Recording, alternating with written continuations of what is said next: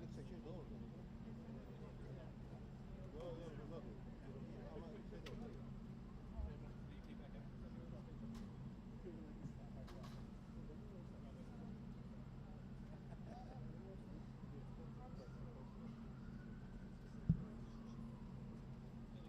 Aparatları verin şeyle, düzgün aparatları verin çekiyle.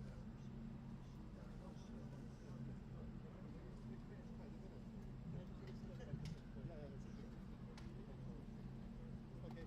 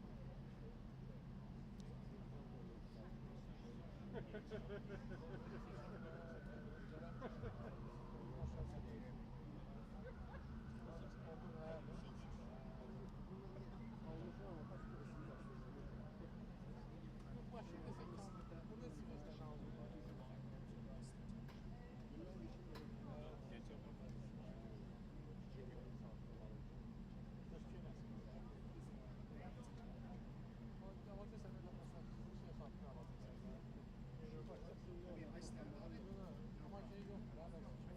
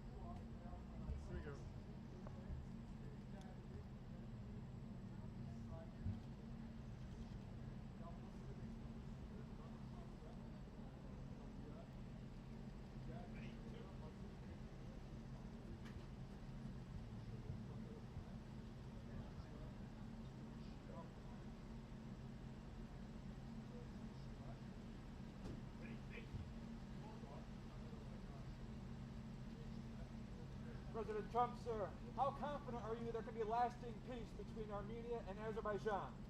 Very confident. And does the deal today protect Christians? Thank you very much.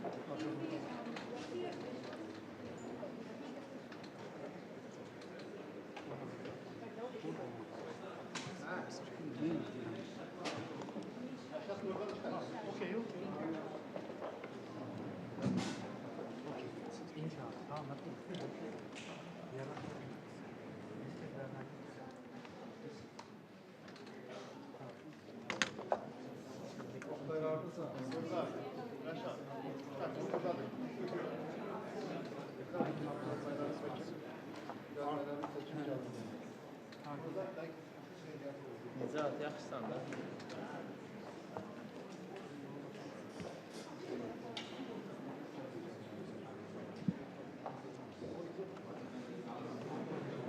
Good, thank you.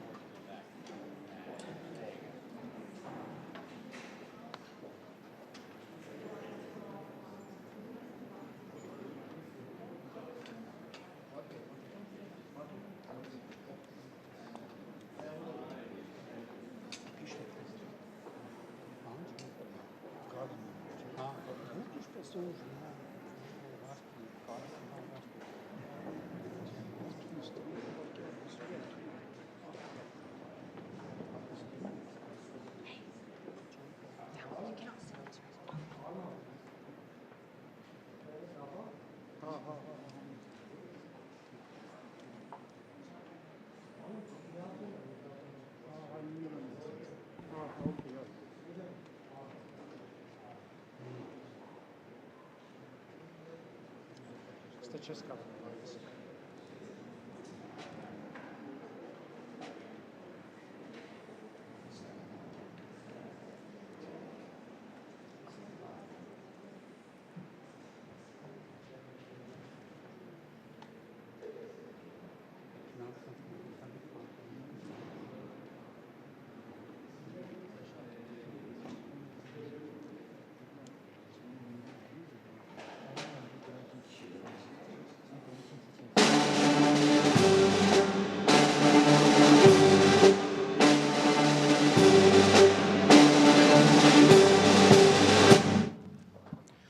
Ladies and gentlemen, the President of the United States, accompanied by the President of the Republic of Azerbaijan and the Prime Minister of the Republic of Armenia.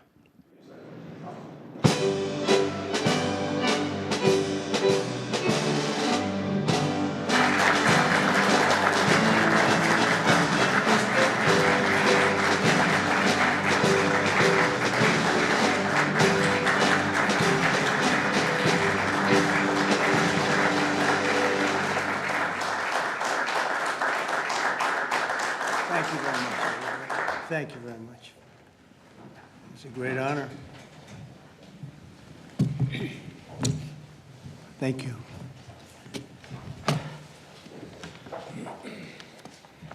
It's a long time, 35 years. They fought, and now they're friends, and they're going to be friends for a long time. But it's a big, beautiful honor to welcome everyone to the White House for this very historic peace summit between Armenia and Azerbaijan. It's really a great thrill for me. I love seeing good people get together, and that's what you have. You have two great leaders. I want to congratulate these two visionary people, Prime Minister Pashinyan and President Aliyev, for coming to Washington to sign this momentous joint declaration. It's a tremendously important document, and it's been a long time in coming. They were explaining before that so many times they thought they could get there. It never happened, just never happened. I also want to thank Secretary of State Marco Rubio, Special Envoy Steve Witkoff, and their teams at the State Department. And I see that we have Chris Wright outside and Senator Steve Daines sitting right here. Thank you, Chris. Thank you very much. And Steve, thank you very much. And we have some other wonderful dignitaries, including the dignitaries from your country. But they provided tremendous diplomatic assistance. And Marco, congratulations. It's a big thing. Keep going. He got many jobs. And then, of course, you would say Steve was quite influential. I call him Henry Kissinger, who doesn't leak. For more than 35 years, Armenia and Azerbaijan have fought a bitter conflict that resulted in tremendous suffering for both nations. They suffered gravely for so many years. Many tried to find a resolution, including the European Union. The Russians worked very hard on it, never happened. Sleepy Joe Biden tried, but you know what happened there. He tried for probably 12 minutes and didn't work out. And many other countries tried, and they were unsuccessful. But with this accord, we've finally succeeded in making peace, and we just left the Oval Office where we signed voluminous documents and very important elements to the agreement. The country of Armenia and Azerbaijan are committing to stop all fighting forever, open up commerce, travel, and diplomatic relations, and respect each other's sovereignty and territorial integrity, so importantly. And I just spent a lot of time with these two men. I think they're going to have a great relationship. You want to know the truth? They didn't see each other that much, but they probably will. I think they're going to have. I think you two are going to have a great relationship. I have no doubt. And if you don't, call me and I'll straighten it out. Okay. Very importantly, we have also resolved the key issue that foiled previous negotiations. This declaration establishes what they are calling a great honor for me. I didn't ask for this. The Trump route for international peace and prosperity, which is a special transit area that will allow Azerbaijan to get full access to its territory of Nakhchivan while fully respecting Armenia's sovereignty. So they're going to be able to really live and work together, and it's amazing. So that's a very important territory, I guess, very special territory to you, and now they work together. Armenia is also creating an exclusive partnership with the United States to develop this corridor, which could extend for up to 99 years. And then they promise in 99 years they'll extend it, right? You'll promise. But we anticipate significant infrastructure development by American companies. They're very anxious to go in to these two countries, and they're going to spend a lot of money, which will economically benefit all three of our nations. This is incredibly positive news for the future of the entire region, and it's a very important region, as you know. Additionally, the U.S. is signing a bilateral agreement with both countries to expand cooperation in energy, trade, and technology, including AI. And in terms of energy, Chris is here representing our country, and there's nobody better than Chris Wright. And Chris, I understand it's very fertile. It's a very fertile area. So I appreciate everything you've done. You've done amazingly well. We've got the gasoline prices coming way down from where they were. And it's really been something to watch. We are drilling like we haven't drilled in many years. I guess I could say ever before, and we just started. We're also lifting restrictions on defense cooperation between Azerbaijan and the United States of America. The president, that's a big deal. Is that important to you? I think so. That was pretty good. They're very happy about that. So am I. As president, my highest aspiration is to bring peace and stability to the world. Today's signing follows our success with India and Pakistan. They were going at it. They were going at it big, and they were two great leaders that came together just prior to what would have been a tremendous conflict, as you know, a nuclear conflict probably. Also, the Congo and Rwanda. Now, that was one which was going on for 31 years. You have them beat. 35 years you had them beat. But that was going on for 31 years, and we have it all done. And People are very happy. That was a rough one. That was nasty. 7 million people that they know of died.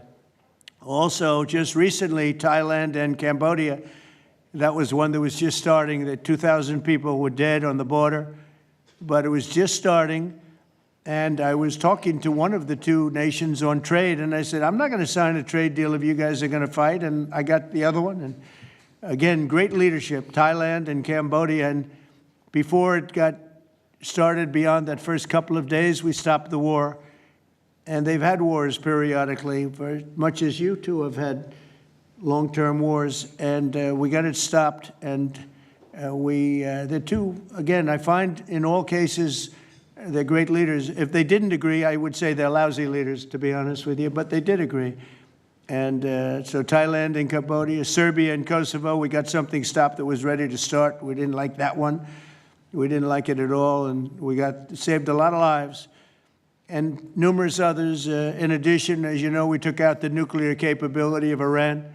And to use a term that people tried to dispute without any knowledge, it was obliterated. That's been confirmed by the Atomic Energy Commissions, everybody, that's so totally obliterated. They might try again, but they're going to have to try a new site because they are, and I want to just say our military, we have the greatest military in the world. We have the greatest equipment and military manufacturing anywhere in the world, nobody even close. And that sort of proved it. So getting rid of that threat from the Middle East was very big. And I think a lot of people are going to be joining right now the Abraham Accords. It's going to be very important. So hopefully we're going to have many more successes. I hope we're not going to have too many more in this field because hopefully we're not going to be seeing too many more wars. But I came in and this whole world was on fire. All these things were sort of happening. We've only been here for 6 months. The world was on fire. We took care of just about every fire, and we're working on another one that you're reporting on very strongly with Russia, Ukraine, and we'll have some more information for you a little bit later. But I want to ask these two very special people. Again, I've gotten to know them. They're very special people, and I think they have the potential to have a great personal relationship, which is always good, but also a great just relationship. And if I might, may I ask you to say a few words, sir? Thank you very much, Mr. President. First of all, thank you for invitation. It's a big honor to be invited by the President of the United States for this historic event. Actually, we are writing a new history in a bilateral interstate relationship between the United States and Azerbaijan. We are starting the path towards a strategic partnership. The Charter on Strategic Partnership will be elaborated within several months, and that is a historic achievement for Azerbaijan, because to be in the format of strategic partnership with the greatest country of the world is a great opportunity and also a very big responsibility. And this strategic partnership format embraces so many important areas: mutual investment, trade, energy, connectivity, transit, AI, defense sales, counterterrorism. So all these areas where we had and hopefully will have very active cooperation in the future. So it opens a lot of opportunities for Azerbaijan to continue its path of development, to diversify its economy, to keep unemployment low as it is today, and to look to the future with great optimism. Also, I'm very grateful to Mr. President that he today lifted the restrictions which have been imposed on Azerbaijan back in 1992, just only 1 year after Azerbaijan restored its independence. These restrictions have been imposed on us. So after 33 years, these restrictions have been lifted just today. So really, it's a day which will be remembered by the people of Azerbaijan with a feeling of pride and gratitude to President Trump for his attitude to Azerbaijan, for his vision, for not only for our region. We were exchanging views today, and I said that within several months he managed to put an end to conflicts in Asia, in Africa, and now in Southern Caucasus. what we could not achieve for more than 30 years. We had to sacrifice lives. We had to fight two very bad wars with a lot of casualties. And if not for President Trump and his team, and our great friend, Mr. Witkov and his team, probably today, Armenia and Azerbaijan would have been again in this endless process of negotiations. So really, it's a historic day. We are today establishing peace in the Caucasus, which will open great opportunities, not only for our region. And as President Trump correctly mentioned, the Trump route for international peace and prosperity, which will create new connectivity lines, which will lift the walls, and which will create connectivity opportunities for so many countries, with investments, with prosperity, with stability. You know, Azerbaijan and Armenia, we became independent at the same time as a result of the collapse of the Soviet Union. But at that time already, we were at war. So we lost a lot of years just being preoccupied with wars and occupation and bloodshed. So today, historic day, also is because we bring peace. President Trump brings peace to Caucasus, and we're grateful for that. And I'm sure that Armenia and Azerbaijan will find courage and responsibility to reconcile, and also the people will reconcile. We will turn the page of standoff, confrontation, and bloodshed, and provide bright and safe future for our children. So I'm very happy because today we're writing the great new history. And once again, Mr. President, thank you for all what you are doing for us, for our region, and for the whole world.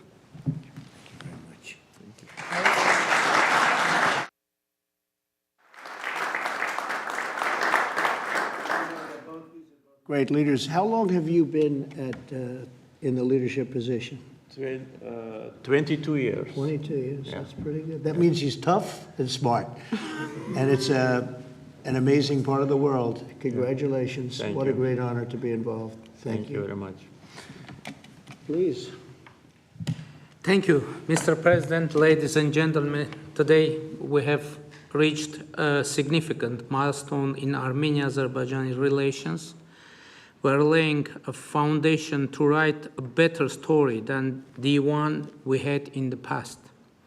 This breakthrough would be simply not have been possible without President Trump's personal engagement and his resolute commitment to peace in our region. The initiating of peace agreement will pave the way to end the decades of conflict between our countries and open a new era based on the full respect for the sovereignty and territorial integrity of each other. Today's declarations, which President Trump personally will sign as well as witness, gives confidence and assurance that we are opening a chapter of peace, prosperity, security, and economic cooperation in the South Caucasus. In this context, allow me to highlight the agreement on opening transport communications in the region based on the principles of sovereignty, territorial integrity, and jurisdiction.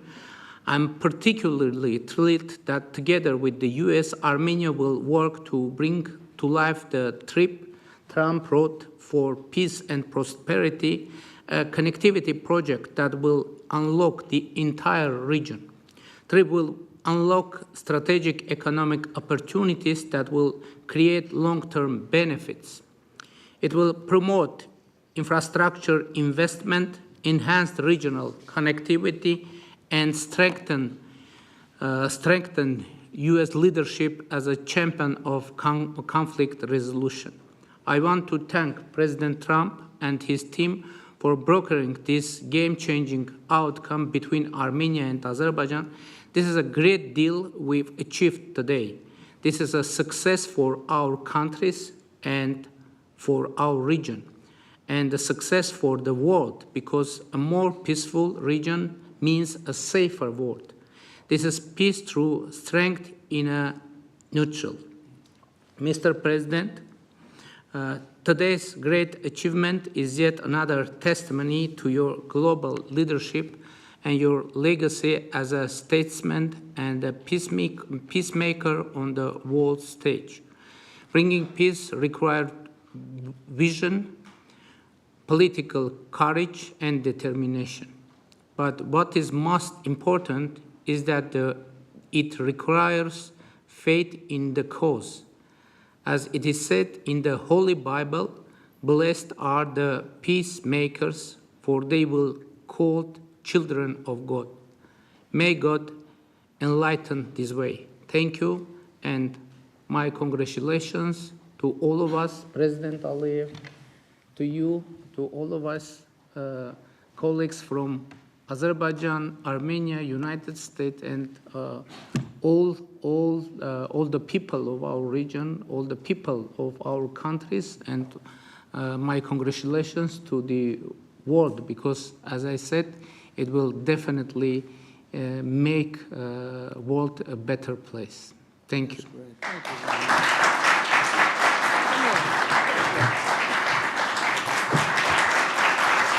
President of the United States, the President of the Republic of Azerbaijan, and the Prime Minister of the Republic of Armenia will now sign the joint declaration on the outcomes of the Trump Route for International Peace and Prosperity Summit. That's really They will beautiful. sign 3 copies in English. The President of the United States signs as a witness to the President of the Republic of Azerbaijan and the Prime Minister of the Republic of Armenia, affirming their path to peace, stability, and prosperity. We kindly ask that all guests remain seated for the signing of the documents.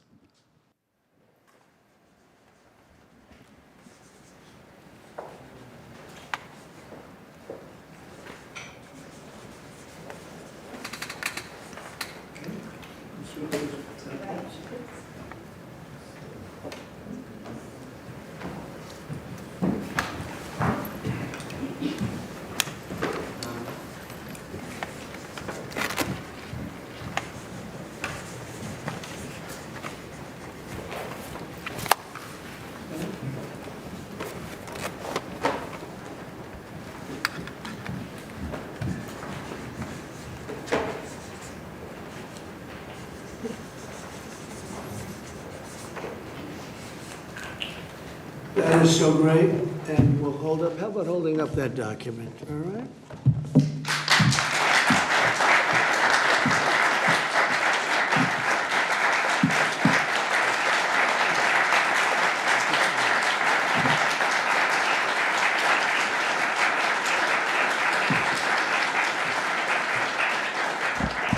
Well, thank you. This is really a big day, and we have some other big announcements, but I didn't want to make them because I don't want to do anything that could even, in a little way, overshadow what's taken place today. 35 years of death and hatred, and now it's going to be love and respect and success together. And I didn't really want to do anything that would in any way overshadow. I don't think it can be overshadowed when you're at war and so many people have suffered and so many people have been killed, and now you're going to have great peace. And I look forward to that corridor, because that corridor sounds, I'm going to have to get over there. I'll bring Senator Daines with me, and we're going to have to get over there, Steve. So, but this is a really great achievement, and I congratulate you. You're 2 incredible leaders. You're going to go down in history. And I've read the whole thing about how long it took, and you thought you were there and people let you down, and sometimes you probably let people down, maybe. I don't know how it works, but that's the way it usually does. But this is something that is very, very special. So I don't want to get in the way of it at all, but we'll take a few questions, maybe at least slightly related, but we have some other things to announce later on in the day. Peter, please. Related, just because you mentioned the elusive peace in Ukraine. Who is holding up this Ukraine ceasefire summit? Is it Putin or is it Zelensky? Well, I think it's, that one is, as you know, we've been working on a lot of these deals. We've closed every single one of them all throughout the world, and that's the last of them. And they're losing, Peter, about 6, maybe even 7,000 soldiers every single week. Russia, as you know, lost almost 25,000 over the last month and a half, and Ukraine lost just a small number fewer. It's a lot of people are dying, and I think we're getting very close. And we're going to be announcing later on. We're going to have a meeting with Russia. We'll start off with Russia, and we'll announce a location. I think the location will be a very popular one for a lot of reasons. But we'll be announcing that a little bit later. I just don't want to do it now because of the importance of what we just did. And I completely understand please, that. go Just ahead. a follow-up. Are you surprised that Zelensky hasn't figured out by now, in years of war, how to deal with you and to deal with Putin without needing permission to make concessions from his parliament or from a national referendum? Well, he's going out and getting what he needs. You know, he's not authorized to do certain things. I said, well, you're going to have to get it fast because, you know, we're getting very close to a deal. And he's doing that, and he's working with the European nations, and they're terrific people, terrific leaders, NATO. And as you know, I became very friendly with them. They agreed to go from 2% to 5%, 2% that they didn't pay to 5% that they've already paid. It's trillions of dollars. So, you know, we're working together very closely. But no, in all fairness to President Zelensky, he's getting everything he needs to assuming we get something done.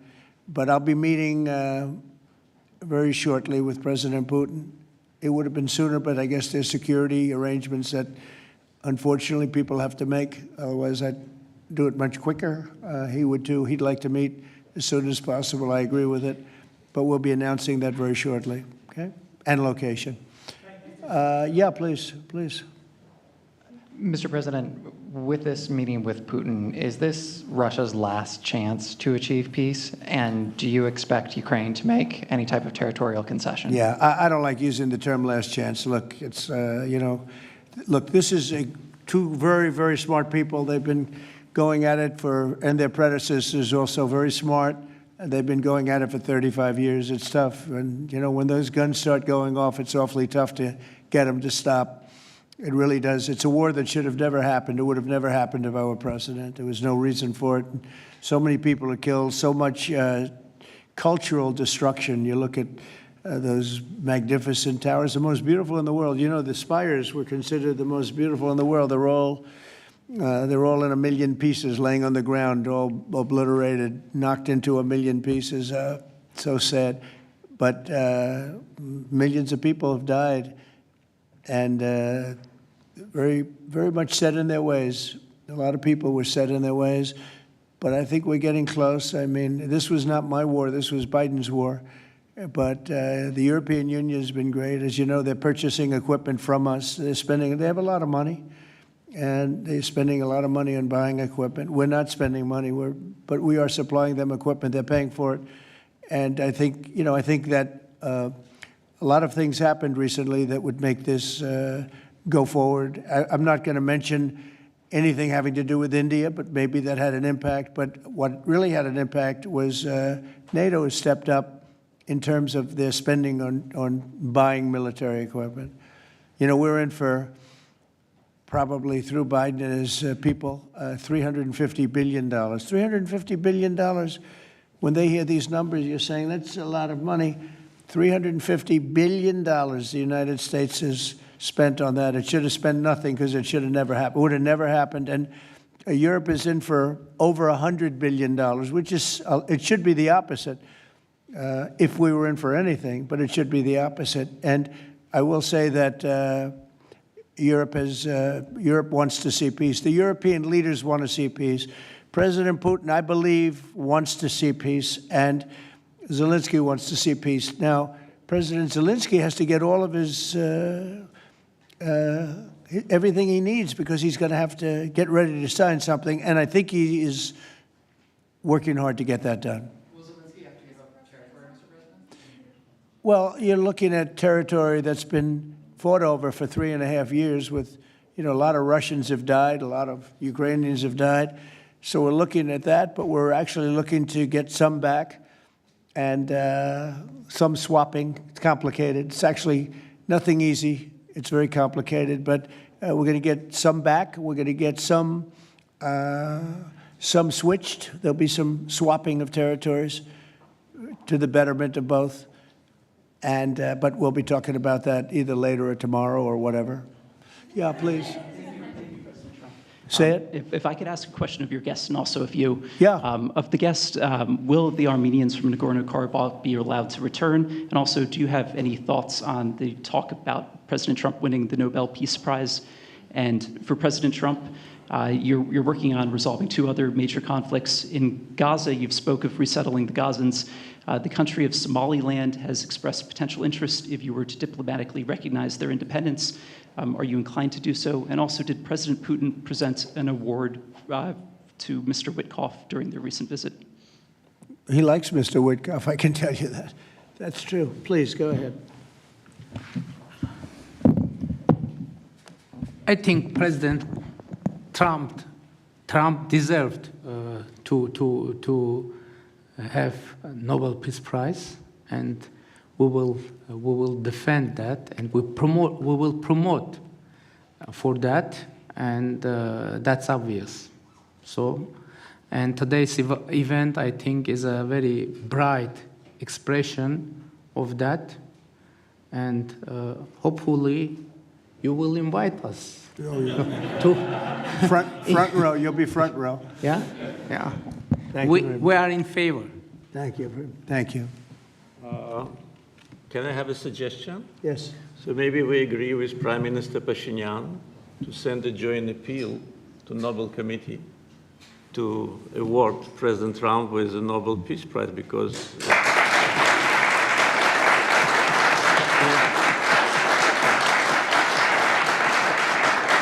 from the leaders of the countries which were at war for more than 3 decades, having this historic signature here, it really means a lot. This is tangible result of President Trump's leadership, and no one could have achieved that. There have been many presidents here since beginning of 90s, and the so-called Minsk process, which, by the way, today we put an end to with my Armenian colleague, started in 1992. So negotiation under the auspices of OSCE continued for more than 3 decades without any result. So who, if not President Trump, deserves the Nobel Peace Prize? I don't want to go into the history of some very strange decisions of the Nobel Peace Committee to award the prize for someone who didn't do anything at all. But President Trump, in 6 months, did miracle. So I think that my Armenian colleague will support it, and judging by the reaction of the audience, I think as soon as we come back, we will agree to issue a joint letter, and hopefully, and I also join when President is awarded, we hope that he will invite us to the ceremony. You certainly will be. Thank you very much. Do we have draft to sign now? Well, we'll see what happens. We already It's like to early. sign. Thank you very much. It's very nice. We're looking into that right now. Good question, actually, and another complex one, as you know, but we're working on that right now, Somaliland. Thank you so much. I wanted to ask you, have you spoken to Russian President Putin yet? And would you go to Russia or Ukraine? And what exactly would you say We'll to him? be announcing a location in maybe a little while, and I think you'll be very happy. We'll see what happens, right? All we can do is do our best. We've been working on this one for a long time. This is a very complicated one also. This was extremely complicated, but we made it less complicated, and we had 2 very brilliant people on my right and my left. They understood what was at stake. I think if it didn't get done now, it might have never gotten done. So this is the same, very similar with Ukraine. It became more and more complicated as time went on. It was simple at the beginning. It wasn't going to happen. But it became more and more complicated. But I think we're getting close. Yes, ma'am. Yes, go ahead, please. Could the location for the summit be Italy? Location, Oh. Italy. I will give it to you very soon. Honestly, I don't want to do anything. These guys, I don't want to do anything where that's like, because this is a bigger story than a location. A location's good. I'm a real estate person. I know about a location. But there's nothing to compete with this in terms of what we're doing today. It's just such a great achievement for these 2 really, they'll go down as great leaders for what they did. I put them together, but what they have been able, and I don't want to do anything. So we'll talk about it later. Today, we'll give you a location today. Cartels, too. You were talking about sending military forces to fight against the drug cartels in Latin America. Do you think it's worth sending our forces, our U.S. forces there to take this on? Cartels where? Central Latin America. Well, Latin America's got a lot of cartels. They've got a lot of drugs flowing. So, you know, we want to protect our country. We have to protect our country. We haven't been doing it for 4 years. And we love this country like they love their countries. We have to protect our country. So, you know, we're playing a tough game, but we'll have more to say about that soon. Yes, ma'am. Mr. President, I'm Musala from Azerbaijan News Agency Report. So we are grateful to be here. Today you host a truly historic meeting. As a person who values diplomacy and global interaction, do you consider the possibility to visiting Azerbaijan? Actually, you mentioned Azerbaijan and Armenia after this meeting. Well, To visit our countries, do you consider to visit? Wow. which one do I consider better? Both, yes. Both. Oh, I think if I ever said that you would say, this guy couldn't have solved the problem. You know what? I consider them both great, okay? And you know what? They're going to be even greater. But and they're very different in many ways, but they have a lot in common. But they're both great as far as I'm concerned. Yeah, please. It's an interesting question, right? That would have been a hell of an answer if I said, well, I think I like this one or that one. No, we don't do that. Go ahead, please. Mr. President, first of all, thank you for bringing peace to South Caucasus, something that no one has been able to achieve in 35 years. Thank you. That's number one. We also noticed that you think highly of the commitments that the sides have taken on and assumed. However, considering the long history of conflict and the fact that this is not a legally binding document, will there be consequences if at some point one of the sides takes a step back? I don't think it's going to happen. I think it's going to be very good. And I told them, I gave them a personal commitment. If there's, you know, there's always little problems here and there, right? The big ones have been solved. These are the giant ones have been solved. But if there's conflict, they both know they're going to call me and we're going to get it straightened out. They're not going to have a problem. Where are you from? Armenia. Okay, good. Very good. I was wondering. It was a very unusual question. But it's not unusual considering you're from Armenia. If there's a problem, we will get it worked out. I told them both, don't let the problem last. We get it early, and we'll get it solved. Good reporter you have over there. Okay. Can I Yes, add? please. Can I add? Yeah. First of all, I'd like to say that today we initialed the peace deal, which was in the process of negotiations for quite a while. The fact that it is initialed here, in the capital #1 of the world, in the office #1 of the world, and in front of the great President of the United States, means that there should be no doubts and no suspicions that any of the sides would step back. If any of us, Prime Minister Pashinyan or myself, had in mind to step back, we wouldn't have come here. So you can be absolutely sure, as well as Azerbaijani community, that what has happened today will result in peace, long-lasting peace, eternal peace in the Caucasus. That's a very nice statement. I'm sorry. Fully agree and nothing to add. That's a very nice two statements, but that's a beautifully stated statement. Let's go. A couple of more. Yeah, please. Mr. President, many in the South Caucasus have pinned the blame on your predecessor, Joe Biden, and his Secretary of State, Antony Blinken, for obstacles in America's bilateral relations with Azerbaijan and peace in that part of the world. How important is it to you to elevate your country's partnership and your administration's partnership with Azerbaijan, with Armenia, and how important is this for your legacy? Well, to me, it's very important, but it's, you know, I know the history of what was going on because I do a lot of reading, and they've been at a vicious, you know, they've had a very contentious relationship for a long time. It's war. Most of the time was war. And so to get it done, they're great people. I know a lot of people from Armenia. I know a lot of people from both countries, and they're incredible people, and it shouldn't happen, what has happened. I wish we could have been here sooner, you know, if the election were different. I'm going to be nice today. I'm not going to be controversial and say the election was rigged. I would have had this thing solved 4 years sooner. But the truth is, that's right. If the election weren't rigged, I would have been here 4 years sooner. We would have signed the same agreement 4 years sooner. But it didn't happen, and the Biden administration did really very little, actually nothing, to get it done.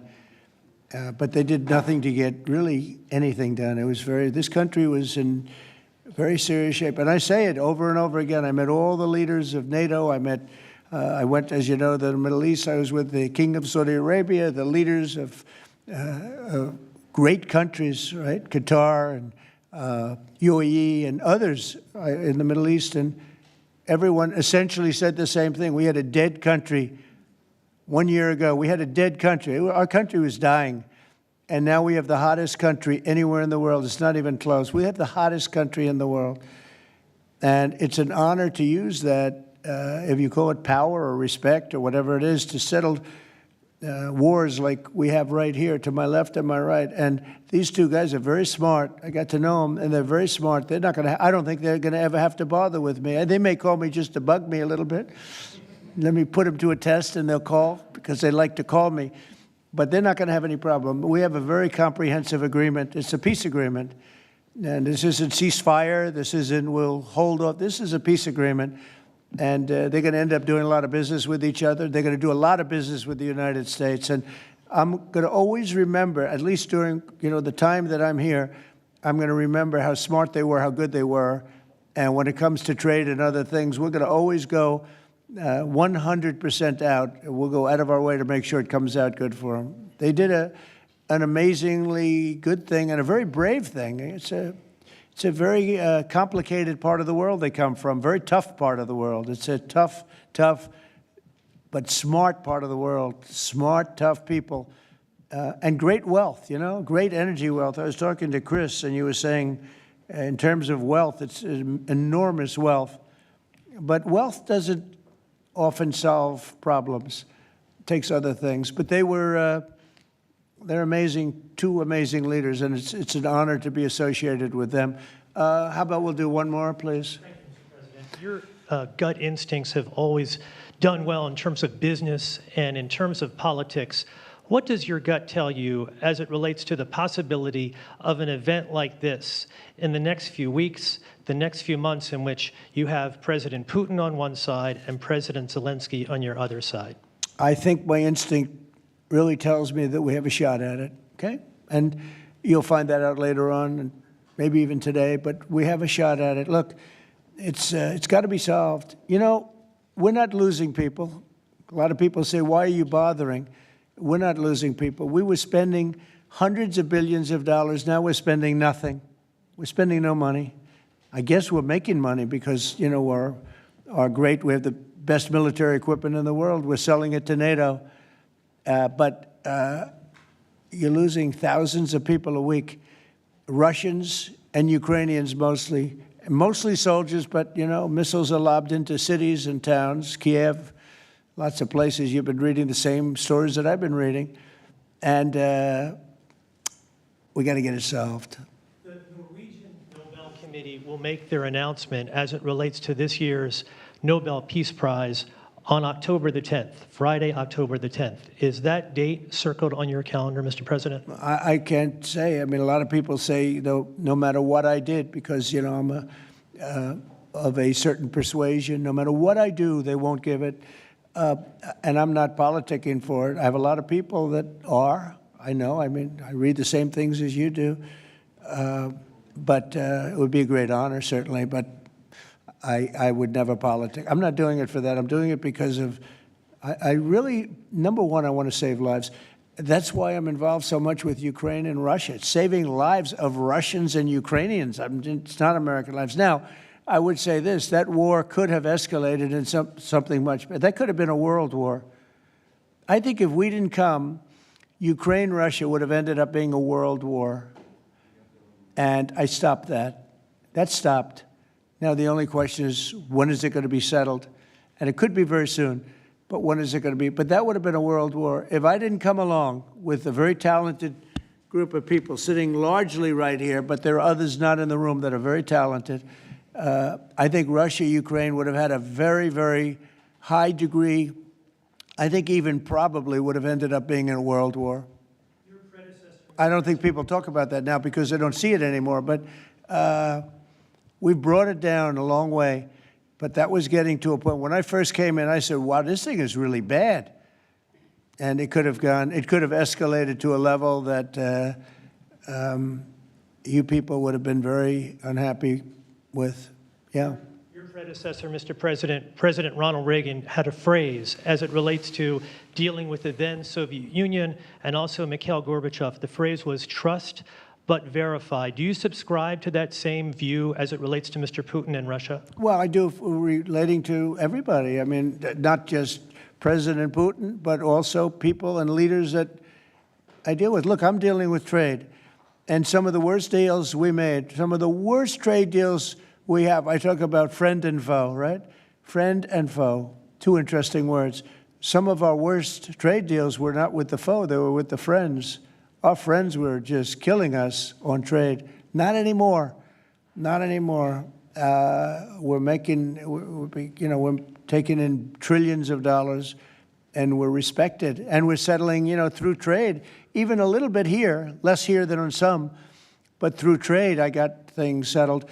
With India, Pakistan, I think it was trade more than any other reason. That's how I got involved. I said, I don't want to be dealing with countries that are trying to blow up themselves and maybe the world. They're nuclear nations. That was a big one. Getting that one settled, I think you'd agree. That was a big one. And they were going at it. They were shooting airplanes out of the sky. 5 or 6 planes got shot down in their last little skirmish, and then it was going to escalate from there. And that could have gotten to be very, very bad. Now, I want to save a lot of lives. I love saving lives. That's what it's about. And when you save lives, you really end up having a peaceful world. Usually that ends up pretty well. I want to thank everybody, but in particular these two great leaders for having the courage to do what they did today, and they're going to go down in the history books. And it's a great honor to be involved. Thank you very much.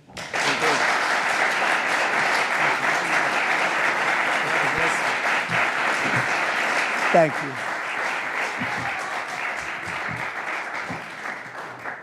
Thank you, everybody. Ladies and gentlemen, please remain in your seats until the leaders have departed the room. Thank you.